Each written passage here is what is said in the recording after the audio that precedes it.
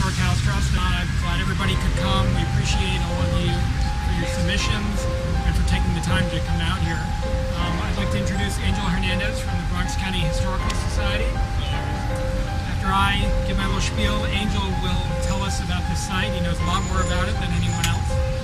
And this is Eric Stalzer from Apple Restoration and Waterproofing. It's his guys who are doing the actual work and doing a very good job. The restoration project, if you've been following it on our Facebook webpage, started last summer. We really got going in September. We're hoping to be done in August. So it's about a year, which is a pretty good time frame considering we ran into some issues with the weather. It's a pretty rough winter. We're all from the Northeast, except for California. So we know, and another issue that we ran into, which we'll show you when we go inside, is we found that for a number of years, moisture was getting into the house. Water was actually pouring down right here to the left of the door, and all the structural components on the east gable were severely deteriorating. So we had to get that repaired.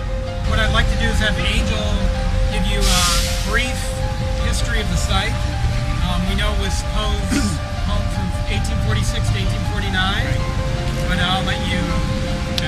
Well, good morning, everyone. I just want to say I'm glad you guys are here.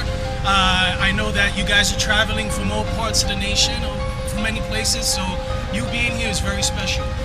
This is the last place where Edgar Allan Poe lived for the last 3 years of his life, from 1846 to 1849. Now, before he moved here, he lived in a place called Turtle Bay in New York City, which is now where the United Nations is at. But as you know, in the 1840s, it was sanitary conditions were very bad. So bad that his young wife, Virginia, contracted tuberculosis. So at the time, there wasn't any medication to fight the disease. So the doctor would tell you, you know what, just get as much fresh air as you can. At the time, in 1846, this was the countryside. This was the fresh air that Edgar Allan Poe sought to save his wife from dying of tuberculosis. However, just a year later, in 1847, young Virginia died in this house at the age of 26. She was very young, but she was also very weak. And this is when Edgar Allan Poe's works really got emotional. At this house, this is where he wrote The Cask of Amontillado.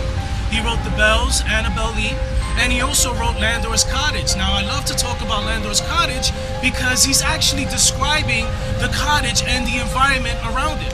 He mentions trees, these beautiful rivers, hills, this beautiful scenery. People would think he's talking about somewhere in the Midwest or Long Island. He's actually talking about the Grand Concourse in Kingsbridge Road.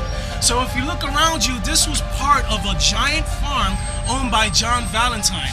And as you can see, there's a Valentine Avenue here. And when Edgar Allan Poe moved here in 1846, John Valentine rented this cottage to Edgar Allan Poe for $100 a year. Okay? However, John Valentine was such a big fan of Poe, and he also knew that Poe was very poor at the time, he didn't charge Edgar Allan Poe any rent after the first year. Now, this is not the original location of the house. The house is actually located across the street. If you see a tall beige building on the corner, that was the house's location since 1846 up to 1913. What happened in 1902, the city of New York brought an apple orchard across the street from the cottage, which is now where you're at, Poe Park.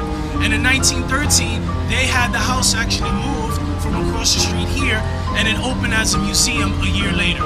So although Edgar Allan Poe, he's gone, we still have a memory here. We still have his last home, and it's one of our major gems in the Bronx. And once again, I just want to thank everyone for being here, and I hope you enjoy the experience. Thank you.